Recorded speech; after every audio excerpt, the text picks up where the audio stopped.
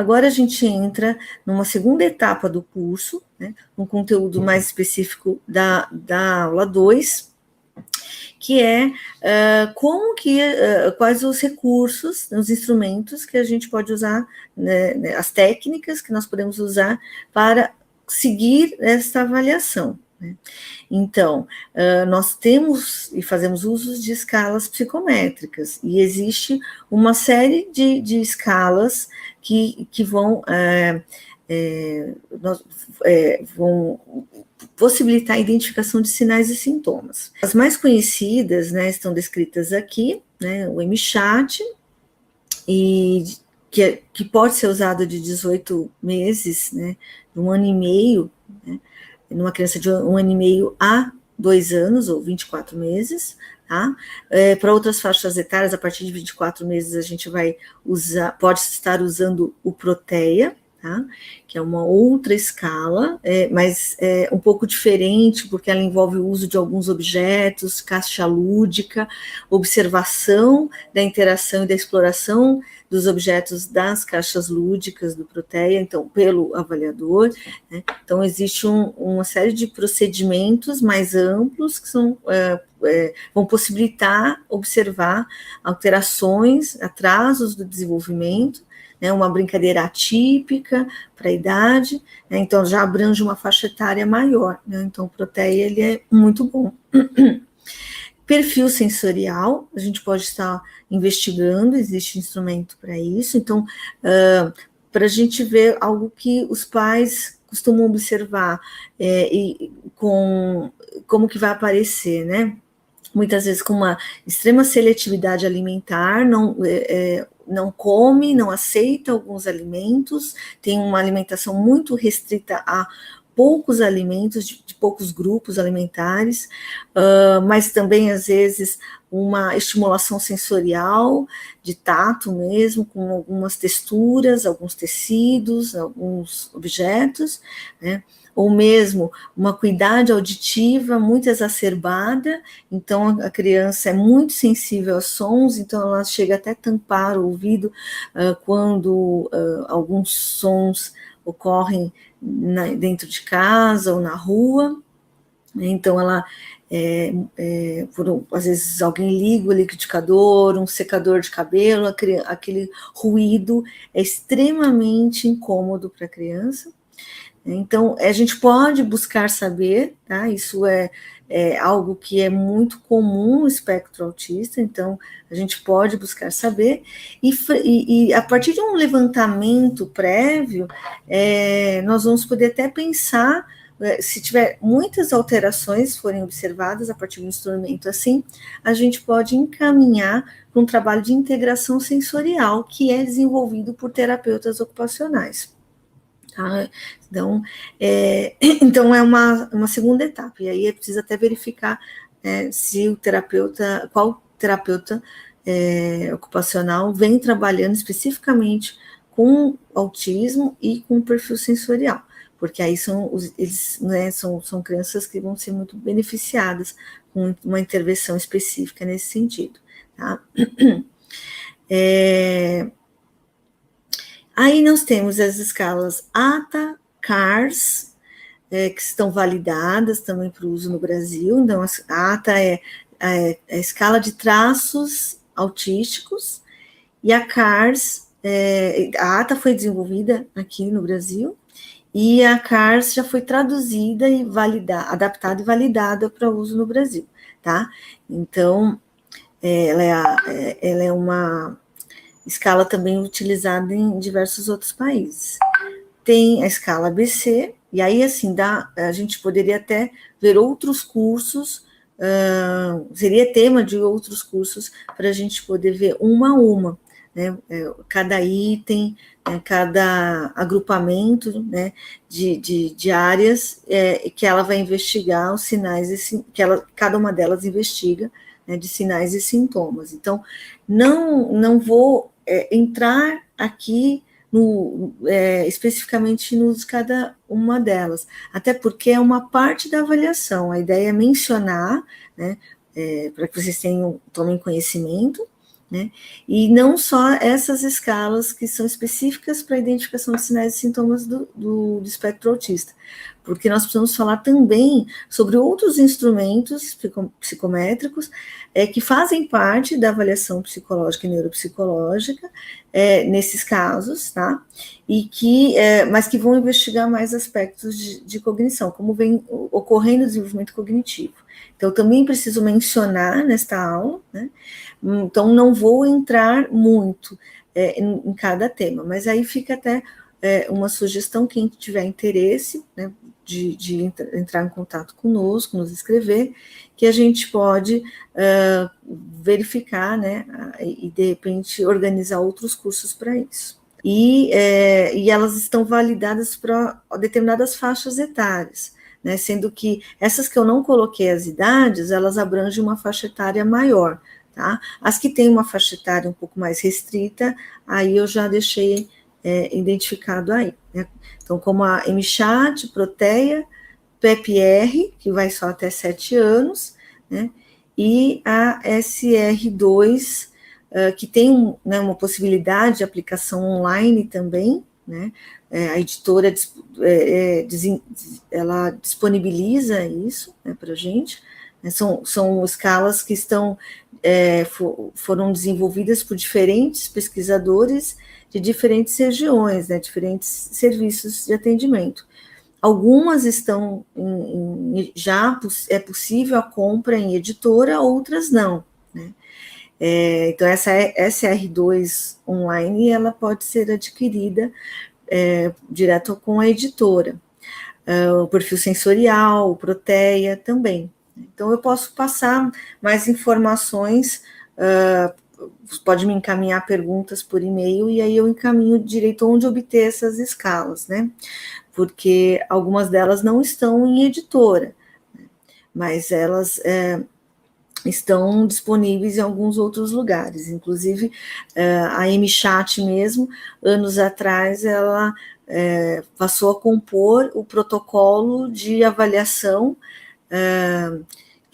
dos serviços de saúde do Estado de São Paulo, né? Então, há um documento, né, que indica quais são as escalas que podem ser utilizadas. A MChat está disponível nesse documento.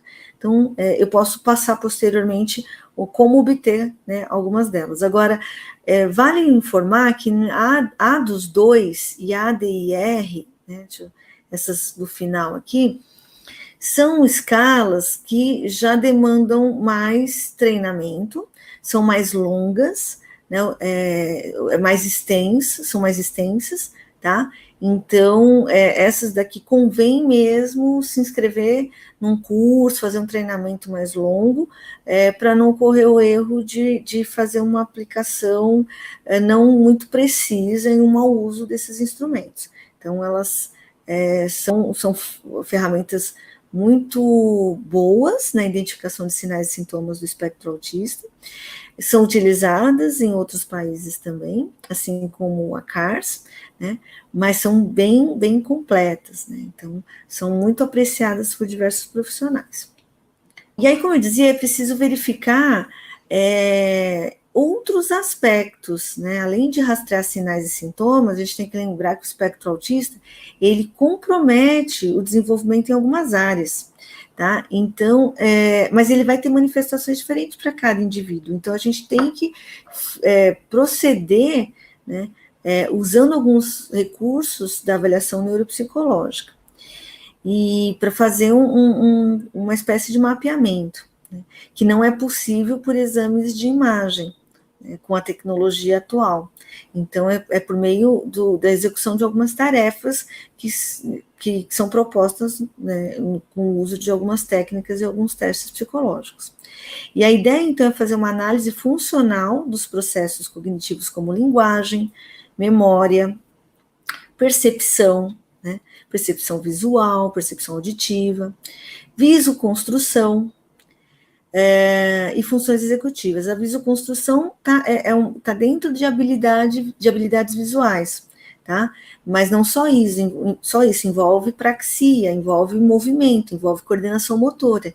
Então, é a somatória aí da capacidade de perceber um estímulo, pode ser um estímulo gráfico, um estímulo de um desenho, de uma imagem impressa no papel, e reproduzir, e aí vem a parte da coordenação motora, ser capaz de reproduzir aquela imagem, né? Então, é lógico que a gente não vai ter uma tarefa visoconstrutiva gráfica de desenho para uma criança muito pequena, porque a gente sabe que em crianças muito pequenas elas têm ainda uma fase de fazer garatujas, né? Então tem um desenvolvimento do grafismo. Então, a gente vai verificar, pedindo para a criança imitar e reproduzir um desenho, para a gente ver a visoconstrução, já em crianças a partir de 5, 6 anos é que a gente vai ter teste validado para isso.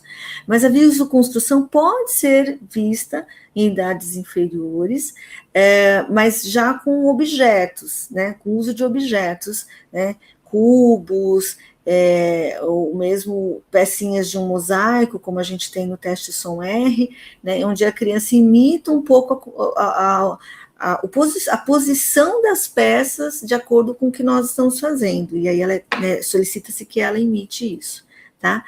E também funções executivas, que são um conjunto de habilidades, né, de capacidades processadas no lobo frontal do cérebro. Tá? Então, eu posso comentar um pouco mais sobre isso mais adiante. Tá? E também, né, além da gente avaliar como vem funcionando, né, então a gente vai analisar o funcionamento desses aspectos, desses processos cognitivos, a gente vai olhar a compreensão multidimensional dos prejuízos cognitivos. Então, assim, está funcionando, mas está funcionando dentro do que é esperado para a faixa etária, para a fase do desenvolvimento em que o indivíduo se encontra, ou não, e o quão, né, atrasado, quão prejudicado está. Então, isso é uma das metas da avaliação que nós vamos ter que fazer. E, né, as alterações cognitivas, comportamentais que são relatadas, né, nas entrevistas, na anamnese, ou por outros profissionais, e que nós também vamos ver, né, alterações no comportamento e também emocionais, variam de acordo com a natureza, extensão e localização de uma lesão cerebral. Esta aí já tem uma definição do começo da neuropsicologia, que a Lesac e os colaboradores faziam sobre o que é a avaliação neuropsicológica. No caso das crianças no espectro autista, nós não temos uma lesão cerebral, tá? Nós temos um subdesenvolvimento, né, ou um desenvolvimento alterado, né? Então, a avaliação neuropsicológica, inicialmente, ela foi desenvolvida pensando em fazer tudo isso em indivíduos com lesão cerebral. Depois, ela, ao longo do tempo, ela foi se mostrando válida também, né, e de grande valia, né, para a investigação de atrasos no neurodesenvolvimento, né, de indivíduos no espectro autista, tá? Ou em outras condições também. Então, esta definição inicial da Lesac é mais para eu apresentar o que é a avaliação neuropsicológica, mas depois a gente vai ter definições mais recentes que já vão englobar mais essa percepção de que ela é importante e necessária, não só na lesão cerebral, mas também quando a gente tem quadros que acometem o desenvolvimento, né, desses diferentes processos cognitivos, tá? E aí, então, ainda sobre a avaliação neuropsicológica, é importante saber que ela contribui para compreendermos as bases neurobiológicas subjacentes a diversos quadros, inclusive, né, o transtorno do espectro autista. Então, aqui a gente só tem uma representação simples da divisão, né, mais ampla de áreas do cérebro, onde a gente vai ter a região mais anterior, como conhecida como lobo frontal, né? O trecho aqui mais rosado, o lobo parietal, mais atrás, né, posterior, lobo occipital, e esse lateral, né, nos dois lados, direita e esquerda, lobo temporal, né? As estruturas que estão ali estão muito responsáveis por linguagem, e que é um dos processos cognitivos que tendem a estar alterado no espectro autista, né? Não só o funcionamento também do lobo frontal, de estruturas do lobo frontal, também são alterados, mas e a gente sempre vai verificar quais áreas foram mais acometidas para cada indivíduo. Alguns vão ter maior acometimento de lobo parietal e frontal, outros mais de lobo temporal e parietal. Então, é sempre a avaliação neuropsicológica vai possibilitar que a gente possa contar um pouquinho do que vem ocorrendo para cada indivíduo. E aí, pesquisas enfocando os aspectos neuropsicológicos do transtorno do espectro autista apontam déficits com baixo desempenho em tarefas que exigem funções executivas de lobos frontais, né? E aí, então, em funções executivas, vale eu contar que a gente vai ter a capacidade de planejar, né? Inclusive planejar ações, de controlar meus impulsos, e que, lógico, na criança pequena, é muito mais incipiente do que vai ser numa criança maior. Então, a gente sabe que leva um tempo para desenvolver, né, essas capacidades dos lobos frontais. Então, vai fazer sentido a gente procurar saber se a criança controla seus impulsos de ir lá e bater no coleguinha que pegou o brinquedo da mão dela, por exemplo. A gente vai fazer sentido a gente começar a olhar isso como alterado ou não, ou desenvolvido adequadamente ou não, a partir dos 6 anos, tá? Então, não adianta a gente buscar muito uma maturidade de função executiva muito antes que isso, tá? Entretanto, existem algumas coisas que fazem parte das funções executivas com a capacidade de fazer categorização, né, agrupamentos de elementos, que já está na criança menor de 6 anos. Então, já tem um desenvolvimento que vai ocorrendo, mas depende da estimulação também do ambiente. Aquela estimulação que acontece tanto em casa quanto na escola, né? Então, da criança olhar imagens, né? Ou mesmo com objetos ou alimentos, né? E aí ela ser capaz de, olha, isso aqui são banana, maçã e laranja é fruta, né? E cenoura e batata é legumes, né? Então, pertence a um grupo separado. Então, a isso nós chamamos de categorização, e uma criança de 4 anos já é capaz de fazer, tá? Então, se ela já frequenta a escolinha, ensino infantil, se ela já tem situações em casa também que vão mostrando para ela, olha, isso aqui não põe no banheiro, isso aqui é panela, fica na cozinha, né, de cozinhar, né?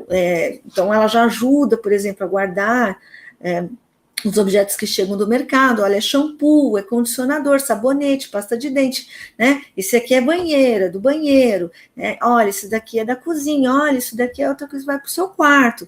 Então, aqui a gente está criando situações informais de estimulação para que haja o desenvolvimento da capacidade de categorização. Isso já vai ocorrendo já aos 3 anos, aos 4 anos. Então, a criança já vai mostrando para a gente. E aí, se eu me deparo com um indivíduo, tá, com 7 anos, com 8 anos, que não consegue fazer isso, aí eu vou poder pensar que existe um atraso no desenvolvimento de uma capacidade das funções executivas chamado categorização, tá?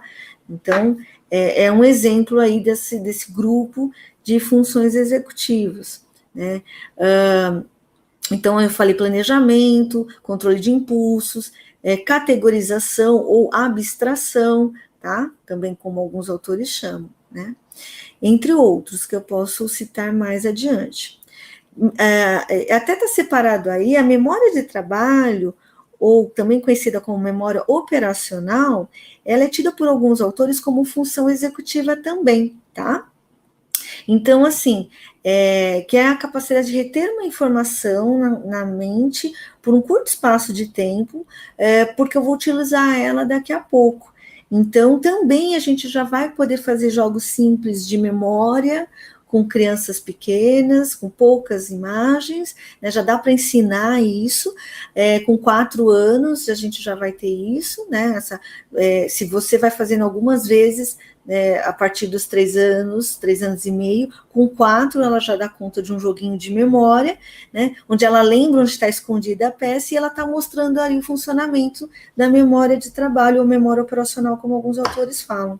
Memória visual, né? Aí a outra capacidade é lembrar o que foi visto minutos, segundos, minutos ou horas, ou até mesmo dias antes. Então, não é incomum a criança, a partir de 3 anos, já contar assim: eu conheço essa rua, essa é a rua que vai para a casa da minha avó, vai para a casa da minha tia, ou vai para a nossa casa. A gente está chegando em casa, né? Olha, esse daqui é aquele restaurante que a gente foi outro dia. Então, assim a criança está mostrando para a gente memória visual.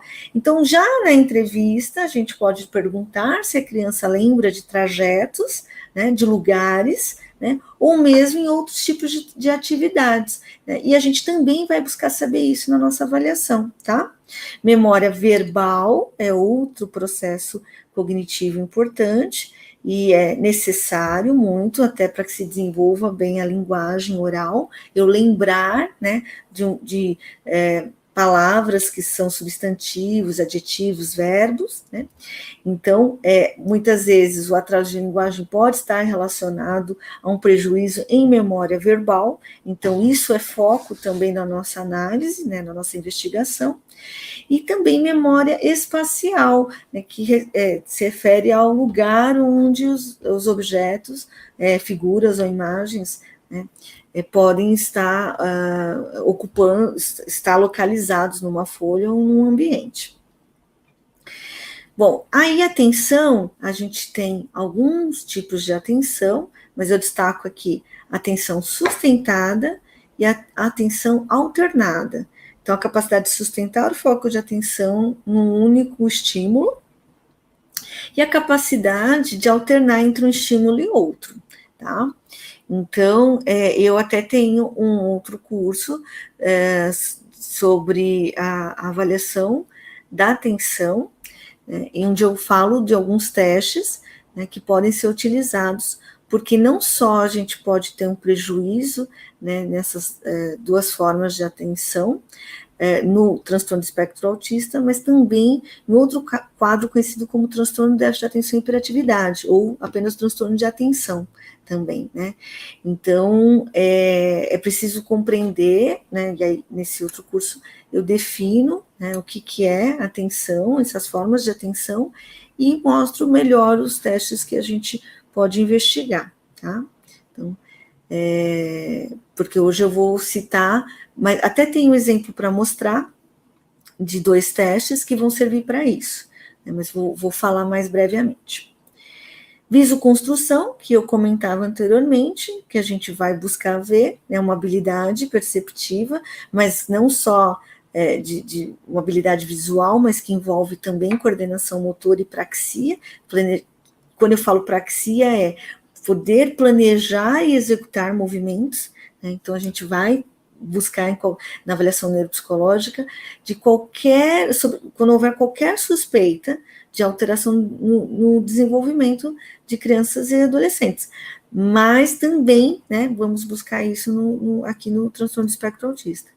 Vamos olhar a comunicação da criança, não é só como ela fala, mas também se ela faz contato visual, se ela faz troca de turno, né? Então, a vez dela de falar, a vez do outro falar, se ela aproveita, ela, né, utiliza a informação que a outra pessoa trouxe, né, para modular, para moldar, né, o que ela está pensando e até a resposta dela, tá? Então, isso também vai ser importante. E um comportamento que é direcionado a metas, né? A gente também vai buscar tentar observar de alguma forma. Às vezes não temos teste para avaliar tudo, e aí às vezes a gente vai observar o comportamento direcionado a metas por meio até de uma atividade mais livre, menos estruturada, como é brincar com a criança ou pedir para que ela faça um desenho para a gente. Tá? E aí ela pode dizer, olha, eu quero fazer um helicóptero, um avião, tá? Então, essa é a meta dela. E aí, como ela se comporta para atingir essa meta, né? Então, assim, eu vou desenhar isso, mas aí ela vai para o outro lado da sala, né? E aí ela diz assim, eu preciso de lápis, eu preciso de apontador, eu preciso de borracha, né? Mas aí ela volta com outros objetos que não são esses objetos, que seriam para a construção do desenho. né? Então, ela está tendo um comportamento que não é direcionado à meta, que é construir, ou desenhar um helicóptero ou um avião. Então, isso eu posso observar, isso é um exemplo da observação de um comportamento, tá? E de um comportamento que pode não ser direcionado à meta. E aí eu vou poder relatar isso, né, descrever isso no relatório depois. Será necessário, será muito importante para que os outros especialistas possam observar, inclusive aqueles que não passam muito tempo com as crianças e nas suas avaliações, como é o caso dos próprios médicos. Então, a avaliação neuropsicológica ela vai ocorrer em torno assim, de alguns atendimentos. Alguns profissionais conseguem de 4 a 6 atendimentos, outros levam de 6 a 8 atendimentos, né? Em torno de 50 minutos, de 50 a 60 minutos. Então, são muito mais horas, é muito mais tempo, e a gente consegue coletar e observar muito mais informações, né, e comportamentos, né, e alterações, inclusive, que possam estar ocorrendo, tá? E aí, então, a gente vai ter, vai descrever relações entre déficits nas funções executivas, que são essas capacidades que eu comentava, e aí, na nossa literatura, né, na nossa bibliografia, melhor dizendo, que eu indico no final dessa aula, né, de onde, quais são os livros, que tem os capítulos que vão explicar um pouco, né, dos temas, dos tópicos que eu abordei no curso. Lá vocês vão poder ler o capítulo sobre funções executivas e saber um pouco mais, tá? Então, a gente vai descrever quais funções percebemos que há déficits que estão alterados, né? E também vamos descrever se há rigidez de comportamentos, né, que são estereotipados, né, que são rotineiros, e que aparecem a partir de comportamentos muito rígidos. Então, aqui na imagem mesmo, a gente tem o quê? Uma situação que até algumas escalas psicométricas vão ter itens perguntando, né, para os principais cuidadores ou responsáveis pela criança, se é difícil tirar ela de uma determinada atividade, é difícil, ela evita muito, né, mudar de uma atividade para outra, né, porque ela tem um comportamento mais rígido, ela permanece por muito mais tempo numa única atividade, né? Então, isso é um exemplo, tá? Também vamos buscar ver se há perseveração. Alguns testes até vão ajudar a gente nessa busca, mas a observação do comportamento também vai trazer, né? Então, um pensamento que ele fica perseverando, ele fica se repetindo.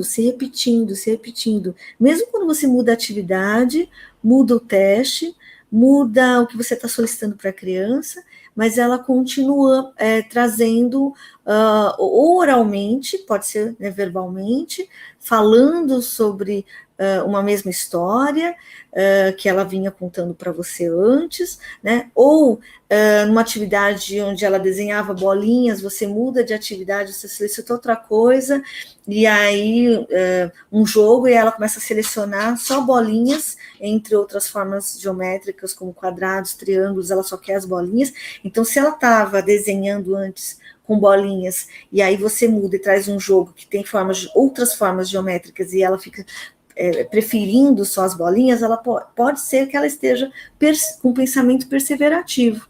Mas existem também testes, e eu vou citar e mostrar aí, que vão ajudar a gente também na identificação dessa perseveração do pensamento perseverativo, tá?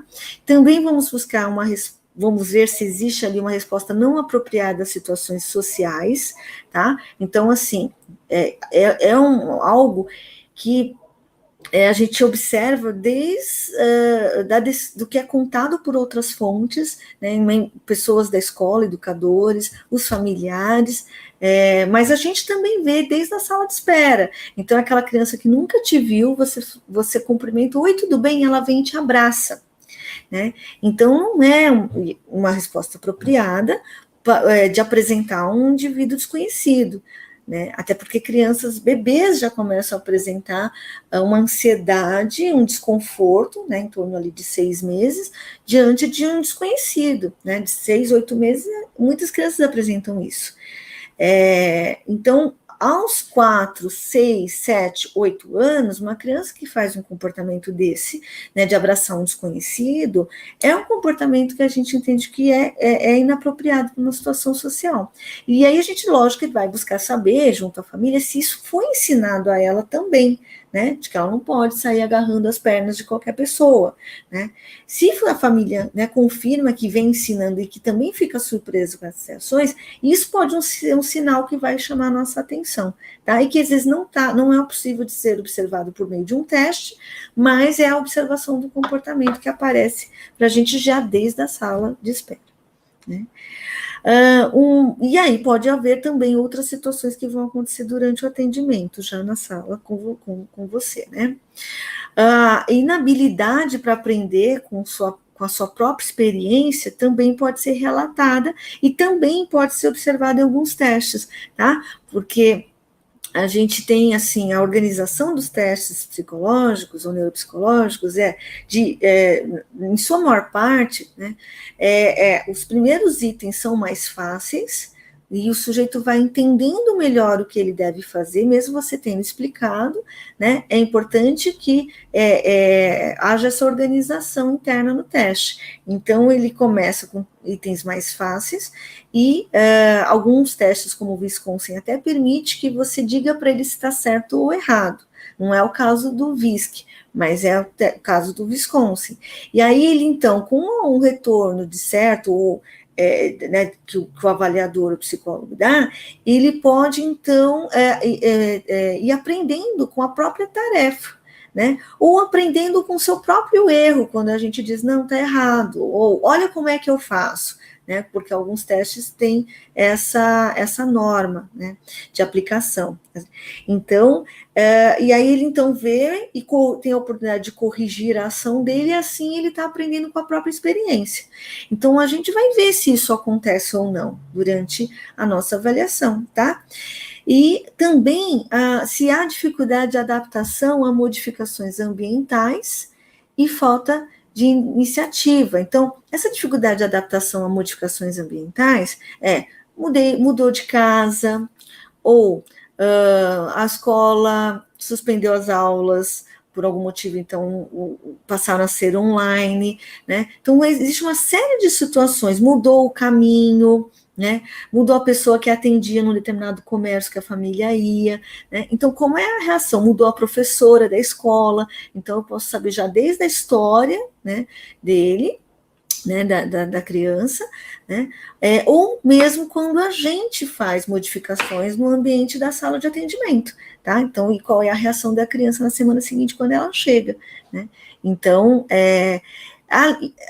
são formas da gente estar buscando esses sinais.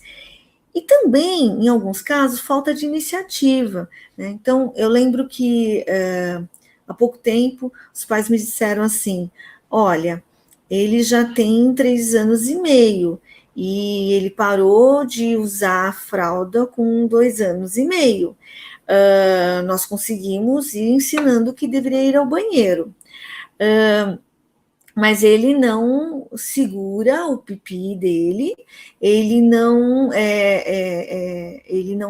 baixa as calças, ele não segura o pipi dele, ele não dá descarga, ele não sobe as calças, né, a cuequinha, a calça, então não há uma iniciativa da criança, mesmo sendo um ato que é feito repetidas vezes em cada dia, né, e na semana, e nos meses, e nesse ano inteiro em que os pais foram ensinando para ele, tá? Então, ele até pode saber qual é cada etapa, mas ele não mostra o que é muito comum já nessa faixa etária, que é a iniciativa. As crianças ficam muito ansiosas em mostrar que elas também sabem fazer, né? A idade que começa, inclusive, querer subir no banquinho para lavar louça na cozinha, né? Então, é comum, né, a descrição dos pais de que não há a iniciativa. Às vezes eles trazem espontaneamente isso, às vezes nós teremos que perguntar especificamente, tá? E aí o exemplo do uso do banheiro pode ser um bom exemplo, mas o vestir roupa, né? Então, assim, tenta se vestir, enfia o bracinho no buraco da blusa, né, vai ajudando enquanto troca ele, também é uma conduta que assim, é muito comum para a maior parte das crianças a partir de 3 anos, ou 3 anos e meio, porque aí você tem uma variação, né? E aí, com 4 e meio, 5, onde elas já sabem até vestir o lado certo, se a criança ela fica passiva frente, né, a essa situação, a gente pode entender como um sinal de falta de iniciativa. E aí as escalas psicométricas vão perguntar sobre essas coisas, tá? E a gente vai atribuindo pontos, né? Ou a criança vai perdendo pontos, né? E aí, então, cada escala tem um sistema, mas é sobre isso que essas escalas psicométricas que eu falava anteriormente vão estar ajudando a gente, né, nessa coletânea aí de sinais e sintomas, tá bom? Do que seria aí uma alteração específica do espectro autista. Bom, então, para a avaliação neuropsicológica da capacidade intelectual, seguindo o modelo teórico do CHC, né, a gente tem o VISC-4, até eu não coloquei aí, me esqueci, mas pode ser incluído, uma escala abreviada, que ela foi validada, normatizada posteriormente, que é a WASI, que é W-A-S-I, que é escalas Wechsler também, assim como o VISC-4, e também desenvolvida a partir da teoria do modelo CHC, tá? E que são escalas que, além de dar o QI, né, o quociente de inteligência, elas vão trazer para a gente diferentes habilidades, então, memória, funções executivas, a gente vai poder ver, né, a questão da linguagem, memória de longo prazo, né, então, de algo que eu aprendi e arquivei há muito tempo atrás, inclusive do significado de palavras, tá? A VISC-4 vai possibilitar isso. A SOM-R, que ela pode ser aplicada de 2 a 7 anos e vai cobrir, então, possibilitar a avaliação da capacidade intelectual em crianças mais novas do que 6 anos, porque o VISC-4 só dá para avaliar a partir de 6 anos, então a gente vai usar a SOM-R, né, nos casos em que for necessário, né, que a gente for fazer uma avaliação mais precoce, então a gente vai estar utilizando a SOM-R. E a SOM-R tem uma vantagem que, assim, crianças que têm tendo atraso no desenvolvimento da fala, né, da linguagem, que tem dificuldade, né, na emissão, o que pode ser até, inclusive, não pelo espectro autista ou por um transtorno de linguagem, né, que esteja tendo atraso na linguagem, que não são orais, podem ser avaliadas, a capacidade intelectual vai ser avaliada a partir do SOM-R, tá? Então, não vai dar para usar o VISC, porque o VISC demanda em algumas tarefas que a criança responda oralmente, e aí a gente, então, vai usar o SOM-R como uma alternativa, tá? Aí, um outro passo, né, então aqui, esses instrumentos não são específicos para avaliação neuropsicológica dos processos cognitivos só do espectro autista, podem ser utilizados quando há suspeita de outros quadros também, e que podem estar alterando o desenvolvimento, inclusive levando a dificuldades acadêmicas na escola, tá?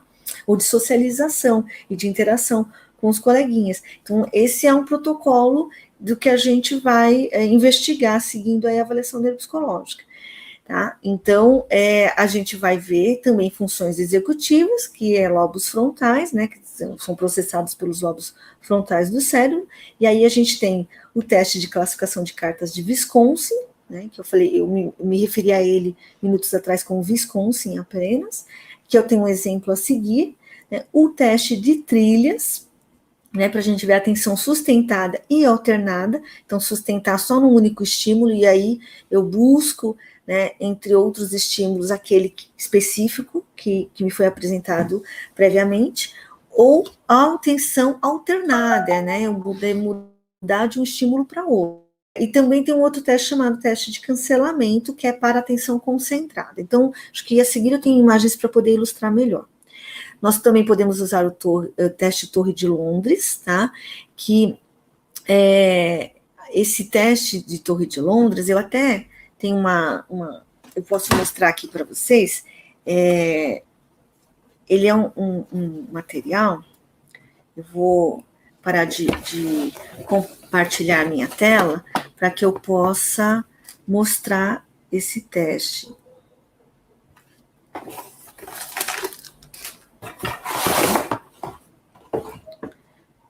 Então, olha só, tá? E na verdade, ele é um instrumento que serve também para a estimulação cognitiva. Então, alguns psicopedagogos também utilizam esse material, tá? Mas ele tem normas para que a gente possa usá-lo também para avaliar se o sujeito é capaz de atingir algumas metas, né, seguir algumas regras para atingir algumas metas. Então, a gente coloca uma posição inicial e aí mostra algumas imagens para ele, né, para o indivíduo, onde as peças estão em posições diferentes e ele vai precisar colocar na forma como, na posição que está na imagem, tá?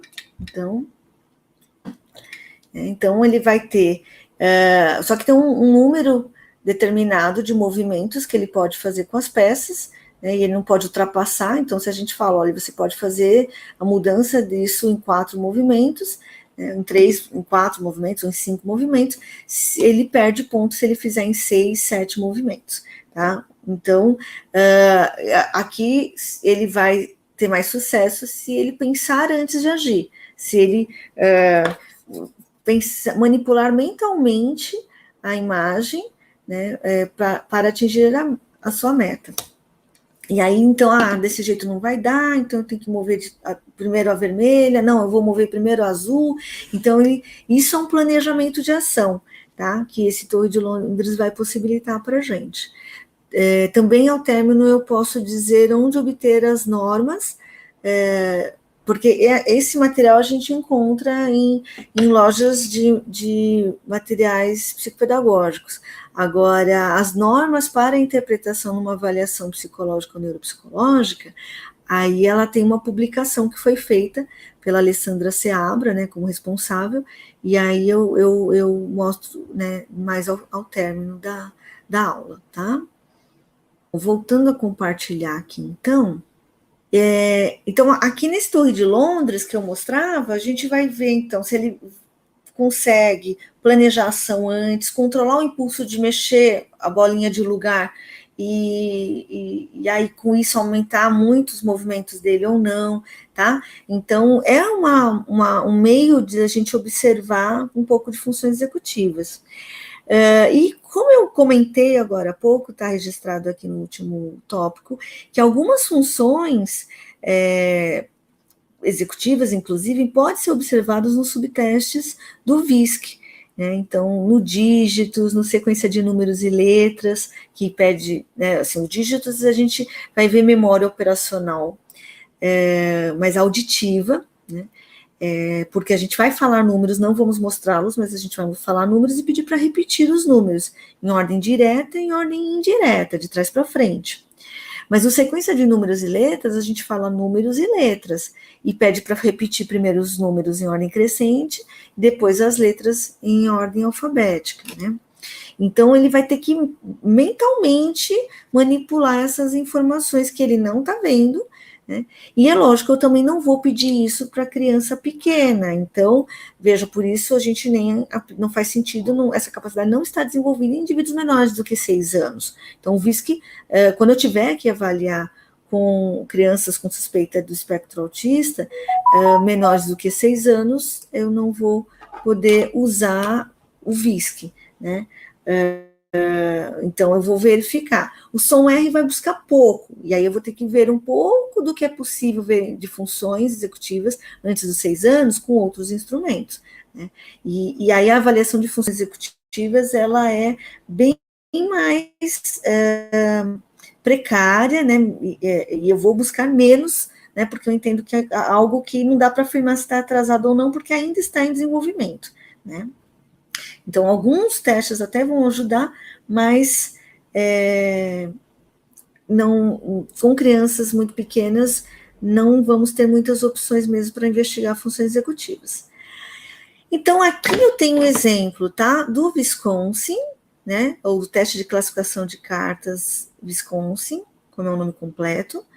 Então, aqui a gente coloca as cartas. Essa aqui é uma imagem ilustrativa, não do próprio teste, né? A gente até prejudicar o uso da técnica, a gente não usa as imagens originais, mas é um baralho com alguns cartões, né, e que a gente coloca na mesa, eles têm formas geométricas, né, e às vezes as formas se repetem nos cartões. Então, por esse exemplo, dá para ter um entendimento do Wisconsin, né, e que vai avaliar aí para a gente a capacidade de categorização, né, então vai ajudar a gente a observar isso, né, e até quantificar, né, porque ele não é um instrumento só para observação de comportamento, ele é um teste psicológico, né. Então, primeiro a gente coloca os cartões e pede para ele tirando do baralho e colocando embaixo de onde ele acha que combina, tá? Então, o avaliador estaria aqui, e o avaliando, né, a criança ou adolescente estaria aqui. É um teste que também é utilizado em adultos, tá? Ele tem normas para uma ampla faixa etária, então mesmo quem faz a avaliação de idosos pode estar utilizando esse teste também. E ele vai ajudar verificar essa capacidade de abstração, né, ou também conhecida como categorização. E só que a gente diz assim, olha, eu vou te dizer quando estiver certo, eu vou te dizer quando estiver errado.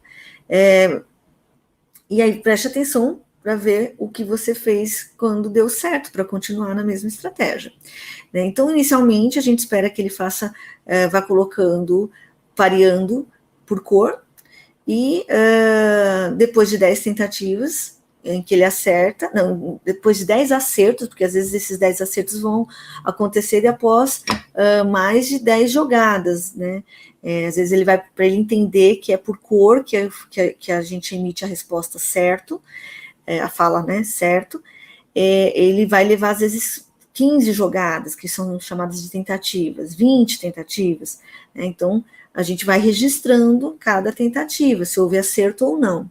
A gente muda, né, para forma, e aí a gente vai falar, ele vai, né, um dado momento, falar, ele pega o cartãozinho aqui, com a forma de estrelas, vai parear, mas se ele já fez 10 acertos, a gente muda a categoria, e aí ele tem que parear por forma, então ele teria que colocar aqui, e ao colocar aqui a gente diz errado.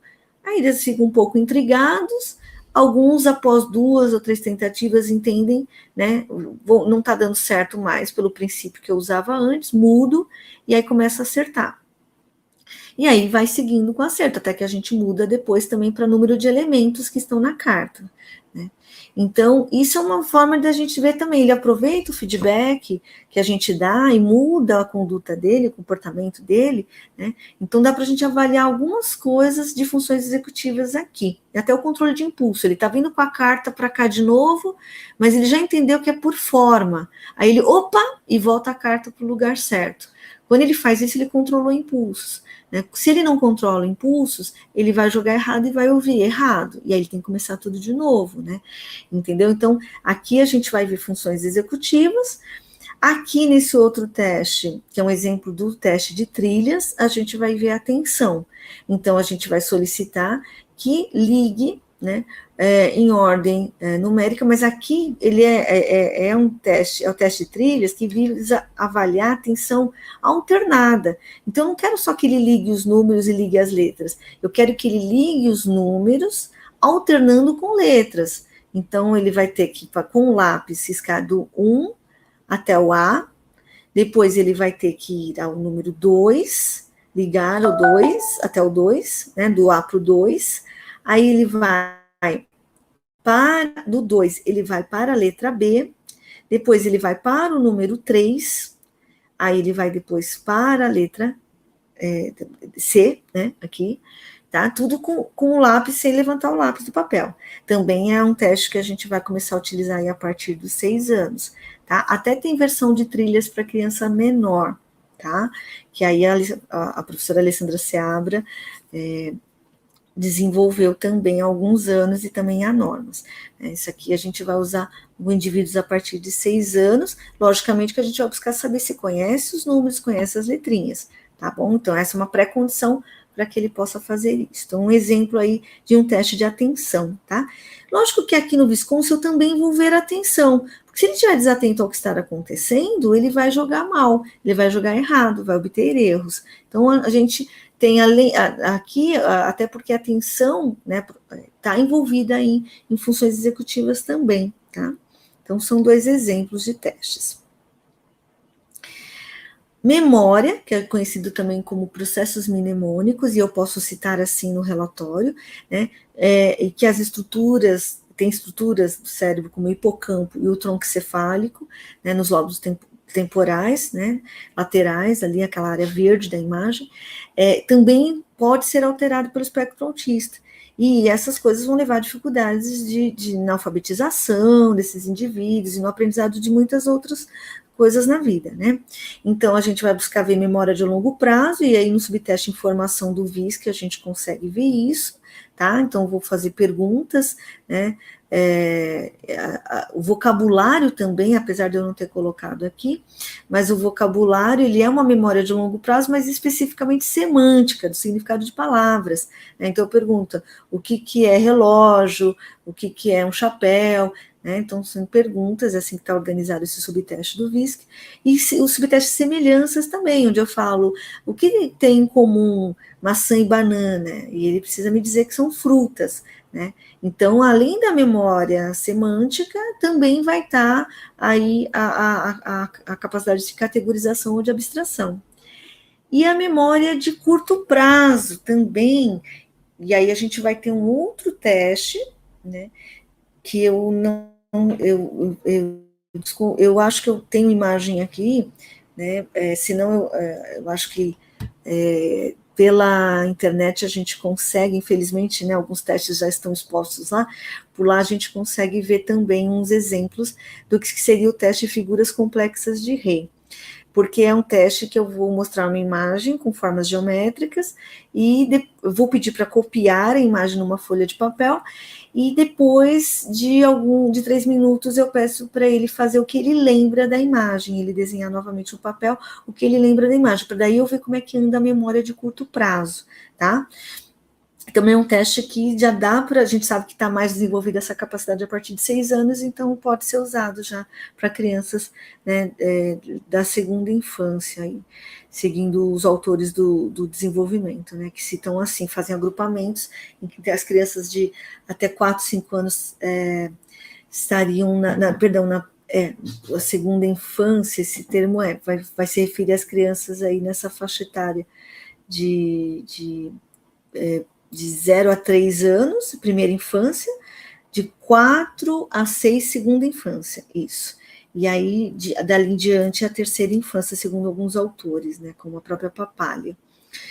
Bom, aqui, então, veja, a questão do desenvolvimento, ela, né, de como vai se dando, sobre vários aspectos, precisa estar na mente do profissional que vai executar, por isso a gente está sempre estudando desenvolvimento e neurodesenvolvimento, tá?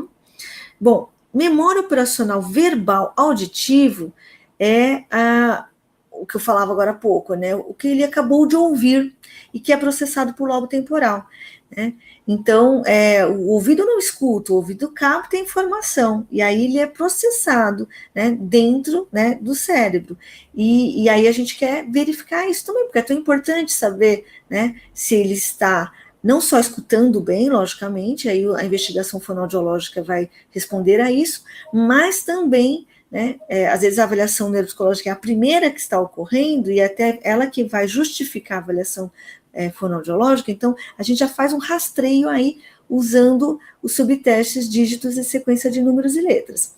Existe um outro teste, que eu não coloquei aqui, mas que também é muito bom e foi publicado e disponibilizado mais recentemente, que é o teste de memória RAVLT, né? RAVLT, tá? Que também vai buscar isso, tá? E é um teste muito preciso também, tá? Então, eu também recomendo o uso dele. Só que no teste RAVLT a gente dita uma série de palavras, né? Deixa eu voltar aqui, só para terminar o meu exemplo. No RAVLT a gente cita uma série de palavras e pede para a criança repetir aquelas que ela lembra, tá? Então, é um pouquinho diferente a tarefa, mas também envolve essa memória operacional verbal auditiva. Bom, aí nós temos visoconstrução e orientação espacial, o Cubos, do VISC, e a tarefa de cópia do Figuras Complexas de Rei, tá? Então, para que a criança dê conta de fazer isso, a gente precisa que esteja bem desenvolvido, não só em termos anatômicos, mas também de funcionamento, as estruturas ali do cérebro que estão na região parietal e occipital, tá?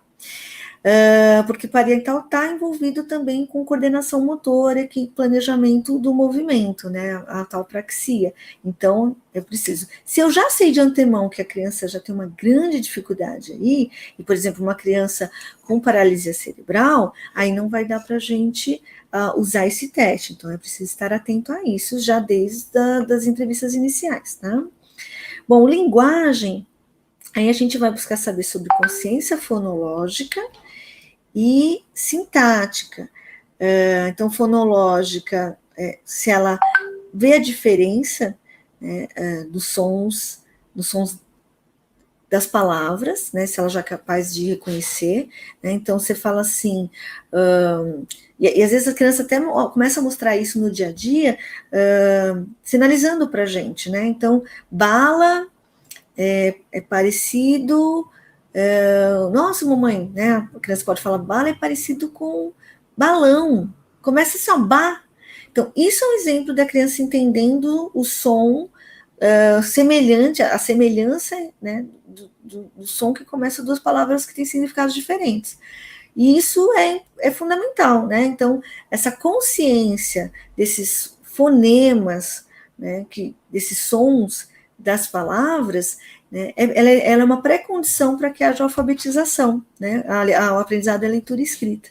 Então, a gente vai buscar investigar também, tá? E a gente tem teste para isso também, né? Aí nós temos a consciência sintática, que começa também na hora que a criança vai aprendendo a falar, no segundo ano, ela está bem atenta, no segundo ano de vida, ela já está bem atenta, que existem formas de construir as frases, e ela vai tentando corrigir, né? Cada vez vai melhorando, com 3 anos ela já está melhor nisso, né? E aos 4 anos, muito melhor, a fala dela é muito mais semelhante à nossa fala, né? Em termos de construção e do uso do sujeito, inclusive, né? Então ela não fala me quer água, ela fala eu quero água. Então é um exemplo aí desse desenvolvimento dessa consciência sintática, tá? E da discriminação fonológica. Então, que tem a ver com essa consciência fonológica, discriminar, né, os sons, né, ver a diferença também de sons de palavras que começam ou terminam com sons diferentes. Então, tudo isso ocorre muito ali no tronco encefálico e no lobo temporal, né?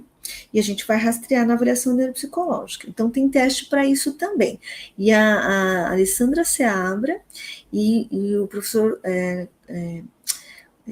Capovilla são pessoas que desenvolvem testes, têm publicados e nos auxiliam, né, para o uso na nossa avaliação. Então, veja, a gente não faz isso só num atendimento, a gente precisa de vários atendimentos, a gente prepara a sessão, prepara os testes, os materiais que a gente vai usar na investigação e vai sentindo se a criança, né, ou o adolescente, mesmo o adolescente, se for um sujeito mais velho, se ele está motivado, se ele ainda está engajado, se ele não está muito cansado, porque às vezes a gente vai ter que interromper mesmo antes do término do tempo do atendimento, tá? Então é preciso ter uma colaboração bem ativa deles, né? A gente não vai forçar para que execute esse monte de tarefas aí que a gente precisa. Por isso que a gente vai ter que fazer isso ao longo de vários atendimentos. Também vamos ver o raciocínio numérico, né, segundo o modelo teórico do CHC, e aí a gente tem aritmética dentro do VISC, mas não é uma prova muito boa, porque ela não tem recursos, não tem materiais, ela é muito escutar a pergunta de um cálculo numérico e já responder oralmente. Então, para crianças, isso pode ser ruim, né? Então, eu recomendo a prova de aritmética do Capovilla e da Seabra. Mas também existe o teste de desempenho escolar, tá? Então, ele também tem tarefas mais simples para crianças pequenas, sempre pensando que ela deve ter aprendido na escola. Então, para uma criança de 8 anos, vai ter os itens que são ensinados na escola até 8 anos. tá? Então, a gente não aplica os itens que são ensinados para crianças maiores, né? Probleminhas de matemática que são para crianças maiores, não. Tá? Então, para crianças pequenas, vamos ver se ela já se espera que a escola tenha ensinado e ela já foi exposta, estimulada a questão de magnitudes, maior e menor, então os itens vão rastrear e vão querer saber disso, para ver se ela foi capaz de aprender, né? Então faz sentido perguntar para uma criança que está indo à escola, né? Tá? E aí a gente vai ver como é que está, se está o desenvolvimento do raciocínio numérico.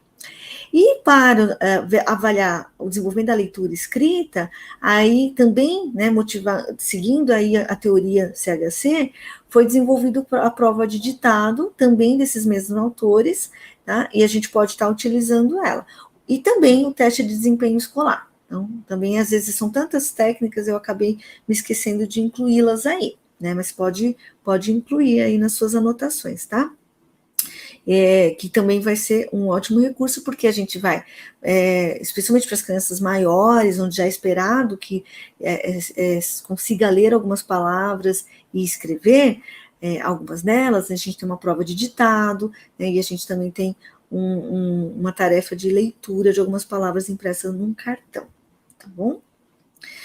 Bom, e aí com isso eu chego ao final da aula, né, e fazendo as recomendações de leitura, tá, para sedimentar mais todas essas informações que foram apresentadas. Então, temos este livro aqui que vai trazer a definição do que é o espectro autista, tá, e com vários achados de pesquisas que são realizadas em diversos países, e também esses dois livros aqui, né, que vão descrever o que é a neuropsicologia, tá, suas principais teorias, como que se dá na prática, como é que são as avaliações, né, então com um capítulo definindo aí o que é linguagem, o que é funções executivas, o que é atenção, os diferentes aspectos da atenção, memória, os processos mnemônicos.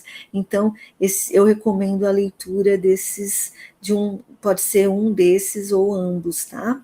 E assim encerro, né, o nosso curso, esperando que vocês tenham gostado e recomendando que enviem perguntas, tá, para o falepsico.com.br, no formulário que a gente tem lá, no /contato, né, digitando isso já é direcionado direto, ou se você entra no site, você entra lá em contato e me encaminha suas dúvidas.